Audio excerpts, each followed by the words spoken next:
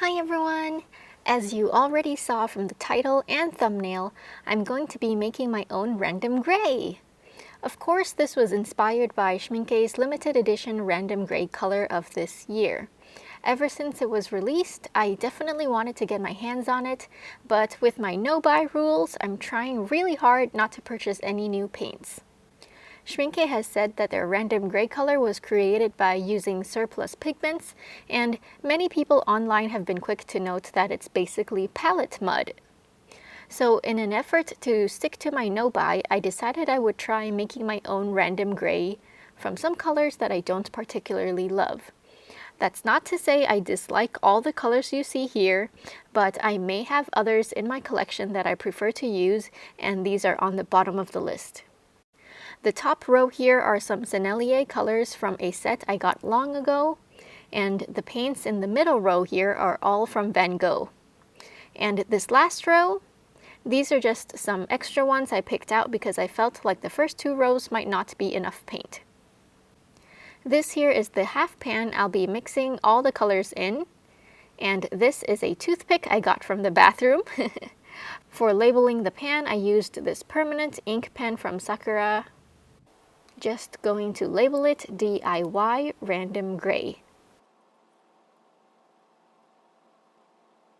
There we go.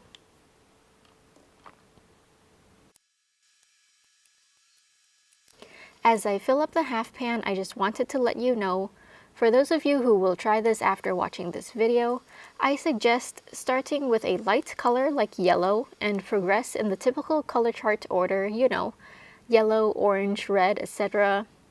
Because when I did this, I was just going in order from top to bottom row, but I soon realized that when I scraped the tube paint off, some of the paint already in the pan was transferred onto the tube opening, so just be aware of that happening.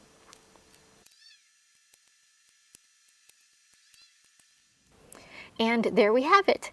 All the colors are now in the pan. Isn't it just so fun to look at? I actually didn't want to mix it up and considered just letting it cure in the pan like this, but then I decided against it and went ahead with the mixing. I did wonder if I would actually get a neutralized gray, so while you watch me mix here, I'll let you know how many of each colors went in. Just an estimate, of course, since I'm not going into detail here. There were 5 yellows, 8 reds, 8 blues, and 2 browns. So we're pretty heavy on the reds and the blues.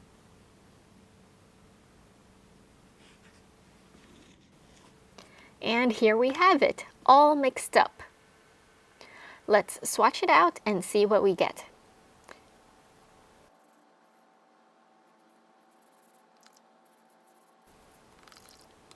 Oh my.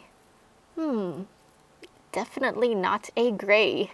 If I had to categorize this one, I'd have to say it's a really dark brown. It kind of reminds me of Caput Mortem in a way. Let me grab Roman Small's Caput Mortem real quick. Okay, my random gray is not as red as Roman Small's Caput Mortem. You know what? Let's wait for these to dry and assess them afterwards. Okay, so while I was waiting for the previous swatches to dry, I went ahead and swatched my DIY random gray on some other types of paper. The one on the left is, I believe, wood pulp or cellulose paper by Seikai. It's the same paper I used in most of my color comparison videos. The middle is another wood pulp paper by Baohong, and the one on the right is Baohong 100% cotton paper. So here we have this first one, which is the original swatch I did previously. In mass tone, it's a very dark violety brown.